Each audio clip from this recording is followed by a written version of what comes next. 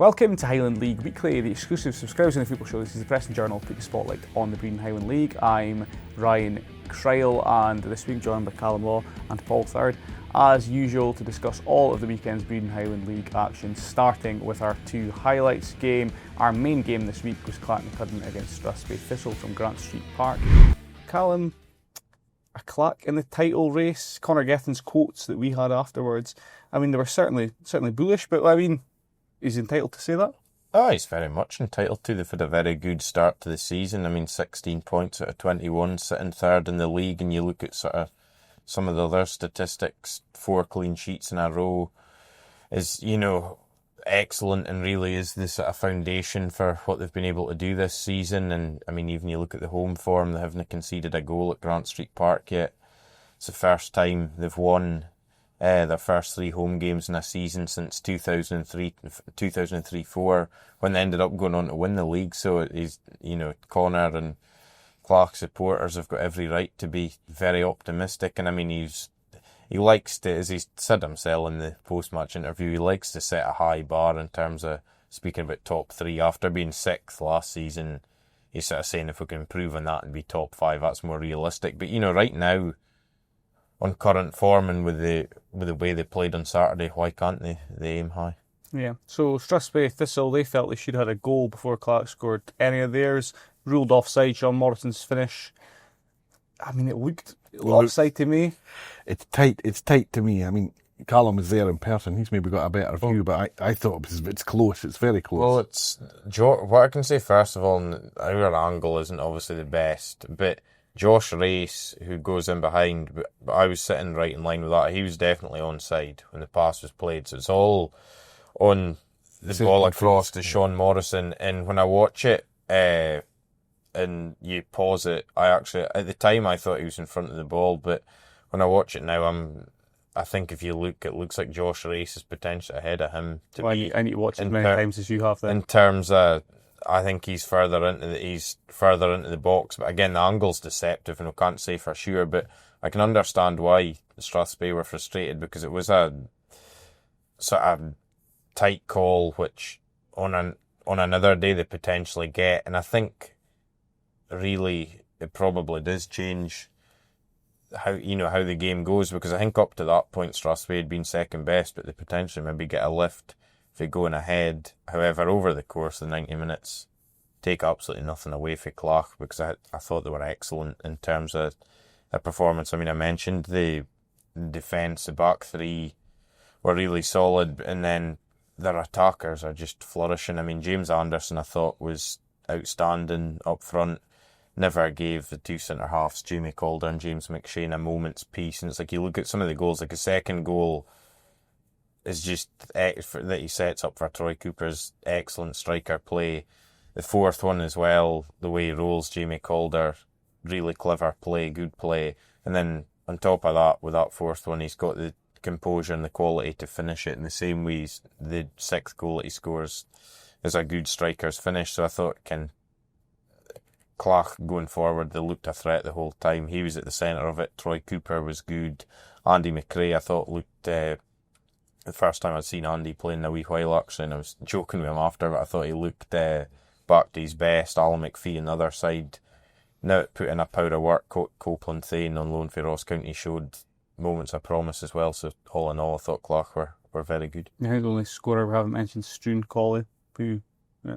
Great for him. I believe it's his first goal for the club as well. So, and he took that. Well, that was an Anderson knockdown as well. So there you go. I think for Strathspey, the one thing, and Ryan Essen was touching on it afterwards, is, it wasn't good enough, but if it had finished, say, 3-0, it wouldn't have looked so bad. But as he was saying, that had a whiff of last season about it for Strathspey, in terms of it was a bit of a tame surrender the way it ended up going 4, 5 and 6. But they'll learn from that, and I mean, regardless of Saturday, it shouldn't take away from what has been a very positive start to the season for Strathspey, with 12 points on the board already. Okay, 6 goals in that game then between Clach and Strathspey, all of them for the home side. Our second game, Turriff United against Brora Rangers, was also a goal-packed thriller.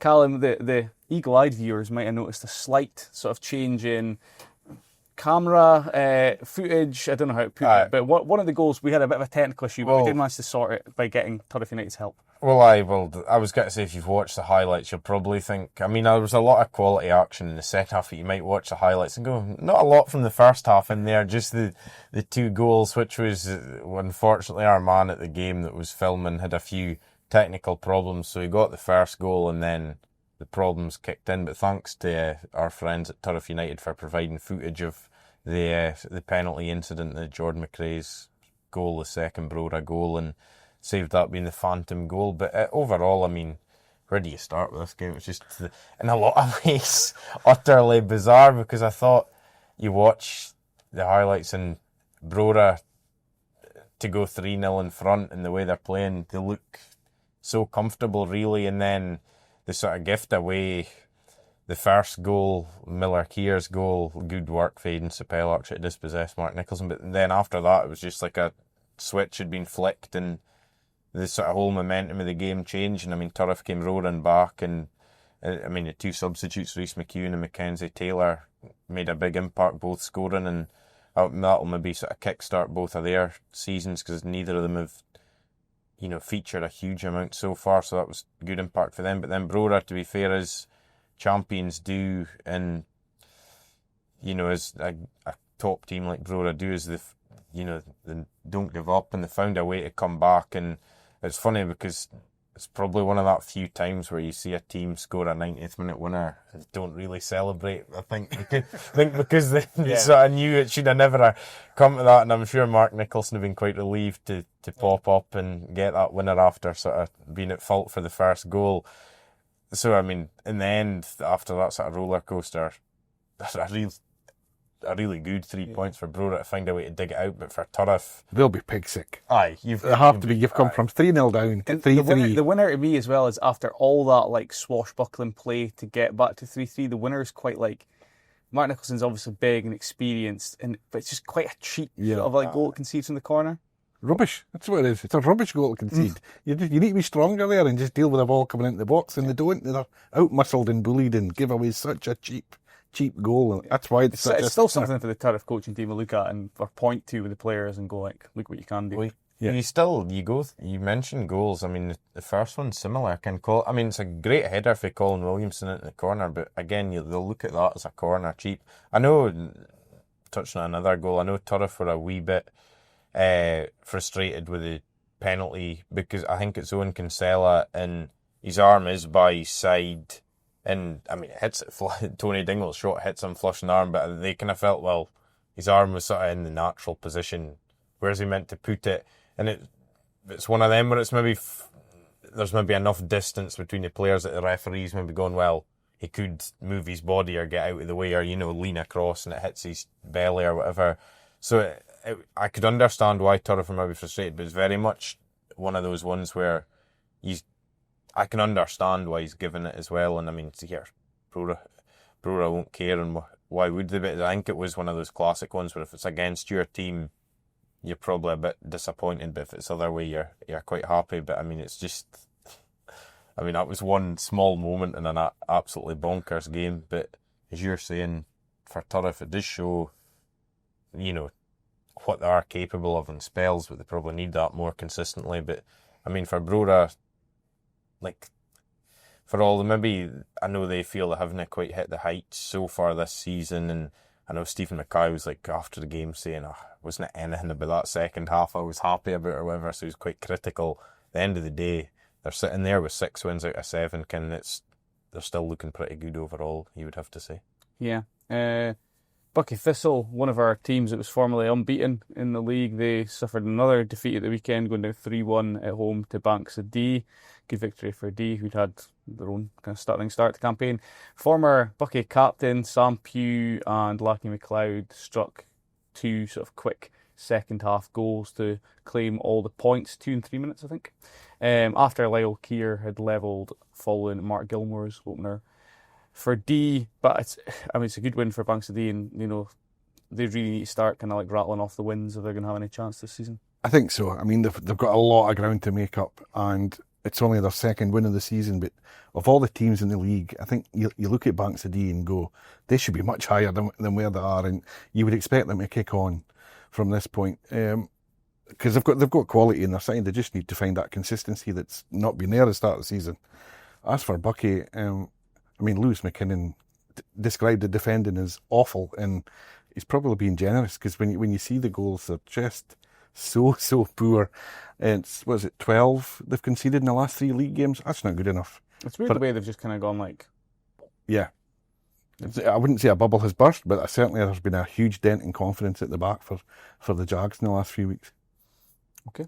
Another Paul Third game coming up now. Lots to talk about in this one. Deveronvale 0, Brechin City 0, but Brechin's first points of the season dropped for front runners at Princess Royal Park, and it did sound from our report into this one that certainly in the latter stages, Deveronvale with the team pushing for the victory. A Jamie McClellan spot kick actually saved by, was it Dougal Thacker, the St Johnstone loanee?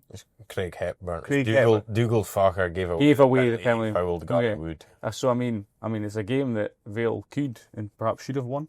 They should have. It's a tremendous save for the goalkeeper. First of all, that's 6 clean sheets and 7 for Brechin, which tells you why they're top of the table. But from a Deveronvale point of view, yeah, the chances they've had, they should have taken all 3 points. But I suppose, Gary Wood will be in mixed kind of thoughts about this, because he's watched his team just produce a really good display, should have beaten the league leaders, but by the same token, he'll be going, I need that performance every week, because they're a team that struggle for consistency as well. I suppose Brechin could have afforded a sort of a draw. Well, they could have, but Ray McKinnon didn't feel that way. He called it the worst performance of the season so far. Yeah, so still got a point. Yeah. But it's a better point for them than it is Deveronvale, given that, by the sounds, I think basically the whole second half it was Vale doing most of the pushing. So, at the end of the day, keep a clean sheet and get a point, it's not that bad for them. Yeah, just shows you though as well. Every single team in the league has a sort of chink in their armour. Okay. For Martin, United 1, Keith 1. Now, Aberdeen loanee Zach Toe crashed home a free kick to give Keith a share of the spoils in this one. Bit of a complicated game, this one, the way it played out. Michael Dingana had given for Martin the lead. Scott Adams actually, put a pen wide for Martin? Wide, 7 minutes. And Mark Lawrence was also sent off. So, sounded like entertaining fare for a 1-1. Aye, certainly. I think by the sounds of things, both teams had their share of the chances. I know Stuart Anderson was frustrated that Martin didn't convert more of theirs. He felt they could have had the game put to bed, but Keith also had chances themselves, and I think, and Scott Adams, I know, will be obviously gutted if he miss a penalty, but that probably is the big turning point, because at that stage of the game, if he scores and it's 2-0, it's 3 points to Martin. But as Craig Ewan said afterwards, Keith had kept themselves in the game up to that point, and then when it was still 1-0, they got that lift, and a moment of real quality earned them a point. It was Arcto's free kick. It was top class, and Stuart McKenzie had no chance. And for Keith, a really encouraging performance and a good point. It's only their second point of the season, but you look at the 2 they've picked up, draw away at Banksardine, draw away at Martin. So it does show what they are capable of, and I know the Maroons will be looking to start getting 3 points on the board in the coming weeks and start moving up the table with a few wins. I think for Martin, there's no question it'll feel like 2 points dropped, but they're still in a good position. They're still unbeaten, 4 wins and 3 draws in the league, 15 points out of 21. So, they won't be too downhearted, even though they'll feel that was a game they should have won. Inverurie Locos 4, Rothes 0. That's Locos up and running for the campaign now. I think helped, and I think Dee Donaldson referenced this as well. Their manager, 2 goals in the first 8 minutes, settled the nerves. Callum Duncan and Dan Agnew scoring. Sounded like Rothes were reasonably competitive in the game, but Agnew and young Don Bradley Giacomo added goals in the final 10 minutes as well, I believe. Ronnie Sharp sort of moaned the start, didn't he? 30. He said he'd set them up to do something different, but they didn't do it. And that was the quote. That's the quote that stood up for me. I think I'd love to know what was the different thing you were aiming to do that didn't happen. Defend. Perhaps, but clearly 2 goals in 8 minutes. Maybe the game plan goes out the window. I think we've known all season it's going to be a long, hard campaign for Rothes. Saturday's result probably proves that. For Inverurie, a good win, a clean sheet. Created lots of chances that Dean Donaldson will be hoping they're up and running now at this point. Talked a little bit as well about the fact that they've got sort of slightly more favourable fixture run to come as well. Yeah, and they've been missing some guys, and they're a young team. But yeah, it's still a surprise to see them where they are at the minute, considering where they were last season. Okay. Lossiemouth 1, Huntly 2, shock horror. Angus Grant scored in this game early for the Black and Gold. Scott Logan doubled their advantage just before half time. Shortly after half-time, Liam Harvey pulled a goal back for the Coasters, and Huntly goalie Lenny Wilson was then sent off for bringing Harvey down outside the area, just shy of the hour mark. But the visitors managed to cling on for the 3 points. I say cling on, that's maybe harsh, but I think Lossie were kind of pushing. They absorbed plenty of pressure in that last half hour. I mean, continues Huntly's good start, 14 points for 21, only 1 defeat in there. They'll be happy enough with that, I'm sure, ticking along quite nicely.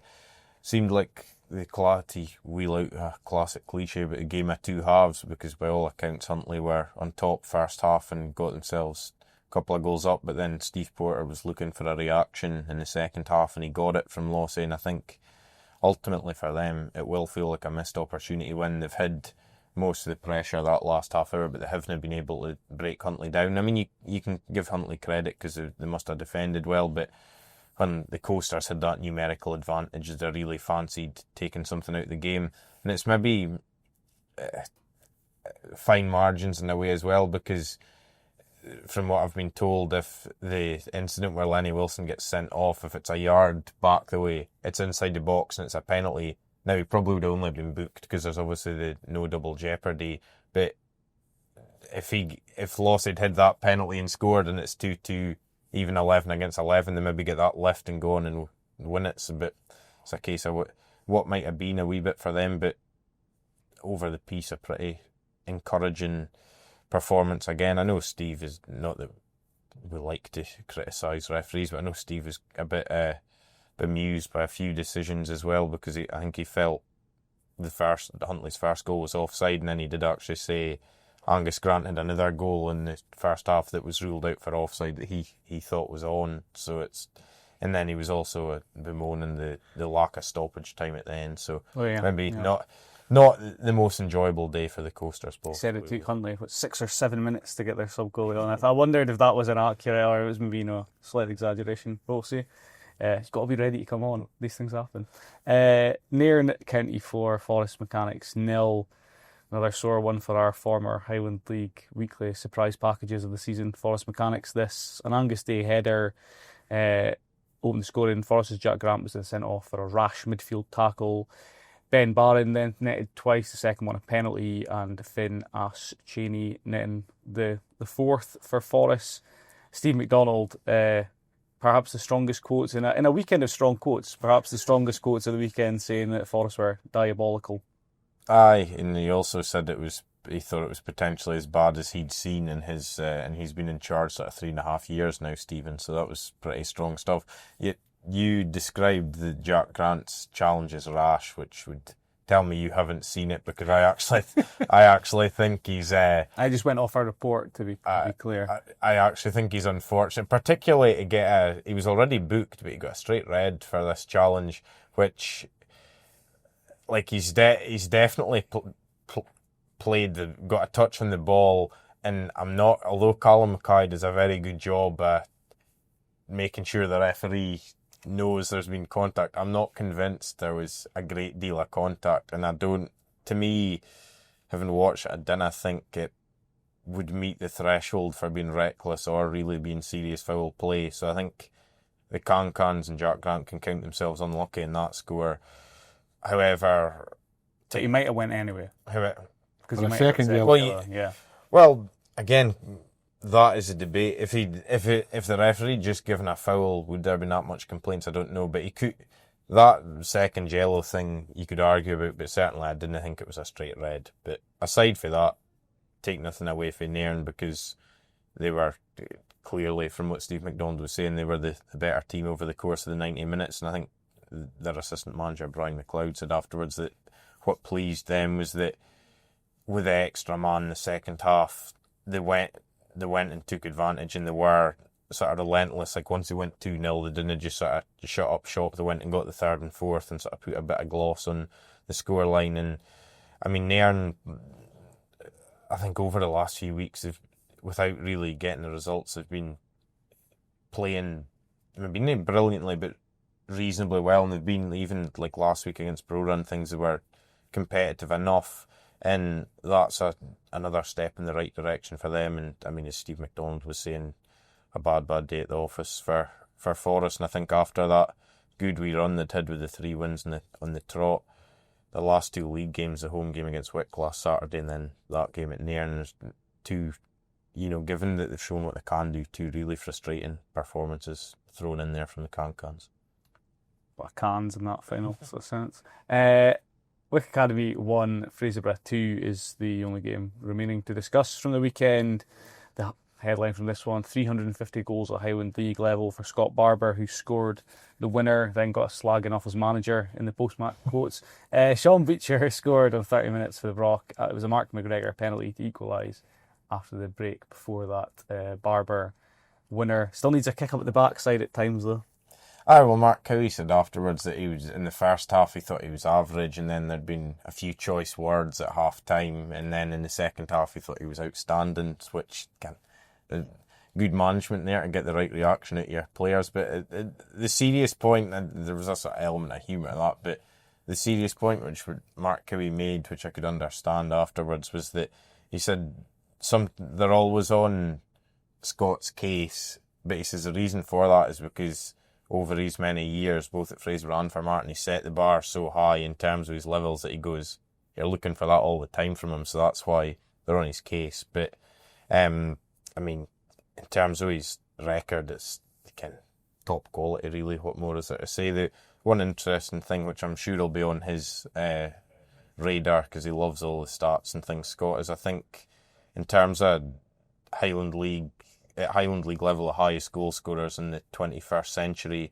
I believe Neil Gould is the leader in that count with 363. That was what he had when he retired. So I'd imagine that would be Scott's sort of neck. Cammy Keith, so I think 350 something. So those are 2 guys Scott played with as well for Martin. I imagine they'd be on his radar and trying to become. And if I'm wrong, please get in touch and correct me, but I think for the 21st century, Neil Gould would be the leader. We'll try to get in front of them. And then beyond that, going further back, I think Billy Ockert rather, got 393 for Cali back in the day, and Willie Grant for, I think, Elgin, Rothus and potentially Thistle got 450. There's maybe others with, more as well, but Scott will probably have all these records in his sights, I'm sure. But aside from that, in terms of the game, sounded like quite a sort of funny contest in a way, because by all accounts Fraserburgh were on top in the first half and maybe should have been further ahead, and then start the second half, Wick equalised, and then they actually had a spell in the ascendancy, and like Mark McCarty clipped the crossbar and things, and Gary Manson sort of felt like they had that wee spell, and he felt if they could have scored the second goal they could have really pushed on. But then he said on the flip side, when they felt they were on top, they then got hit with Fraserburgh's second goal, and I think he felt that kind of knocked the stuffing out of them again a wee bit, and he was disappointed that he felt the game sort of petered out and they maybe weren't able to regain the momentum they had at 1-1. But over the piece, I mean, a good, for the most part, I think a good Fraserburgh performance and a good away victory for them. Okay, then let's have a look after those 9 games at the weekend at the latest Breedon Highland League standings.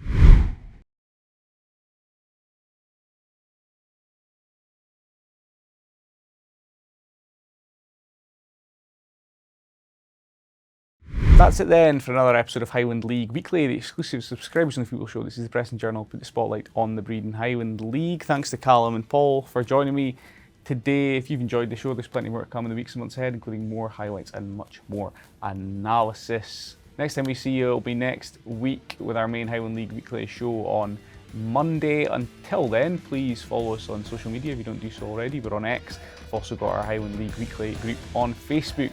In the meantime though, enjoy the football, whichever games you're watching.